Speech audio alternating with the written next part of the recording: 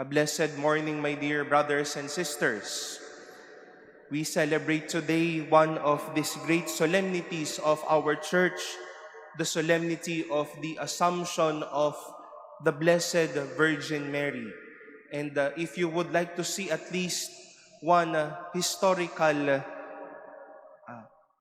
depiction of the declaration of that day, if you are looking in front of the sanctuary, sa inyo pong bandang gawing kanan, makikita nyo po yung kanan, sa bandang baba yung stained glass that would show us the picture of that great day when this feast, this solemnity was solemnly declared by our Catholic Church.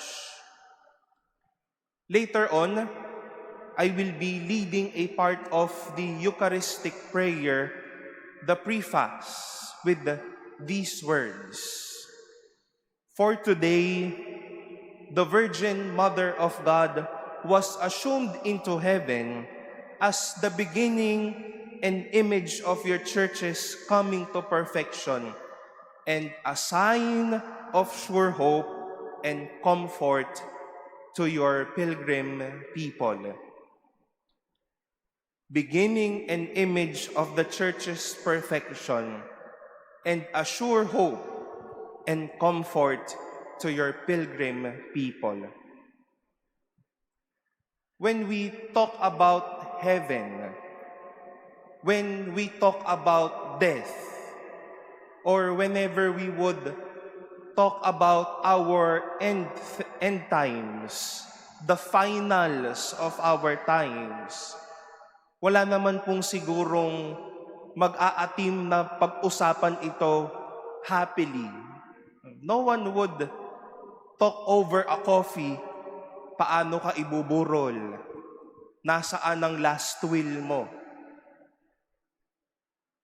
But as I've said a while ago, and what we will be praying later, when Mary was assumed into heaven, this is a sure hope and comfort to us, pilgrim people, that after earth, after our life here on earth, there is heaven to go.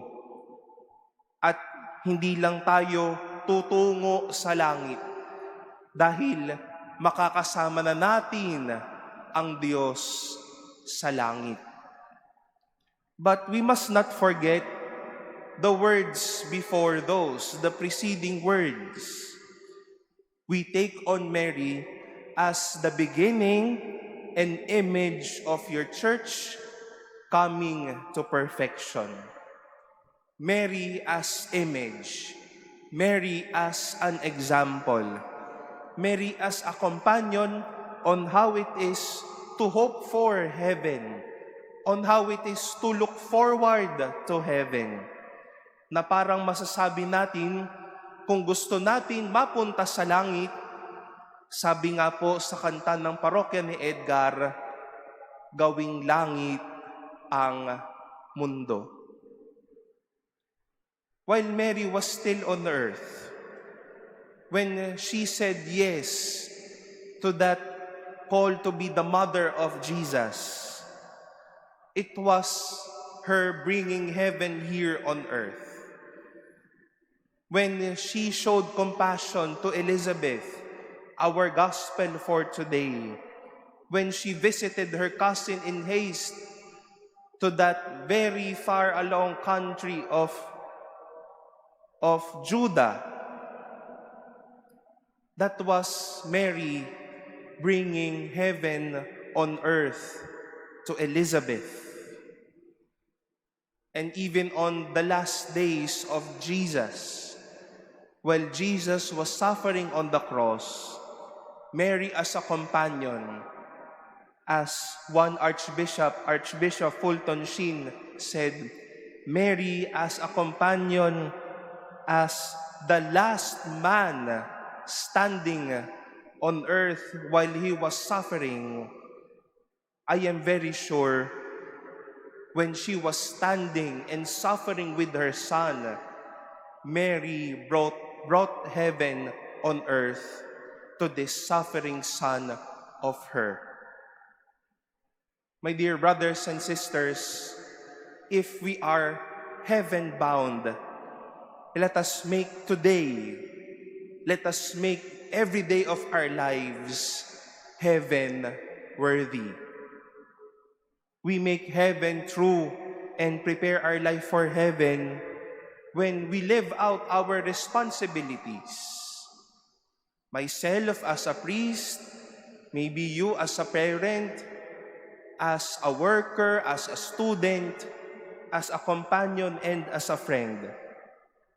We make heaven alive today and prepare our life it when we too are attentive to little acts of goodness, of like the Blessed Mother, of magnifying and praising the Lord. When we are also too attentive to little acts of goodness, kapag nagpapasensya, naglilingkod, nagpapakabuti, at nagpapakatao tayo sa mundong ito. But when we fail to make heaven true today, we might expect an opposite fruit of it. But my dear brothers and sisters, we rejoice because we are heaven-bound. But let us not forget as well, for us to see our way to heaven, make every minute heaven. Make every experience as heaven. And let us make every day heaven true for us today.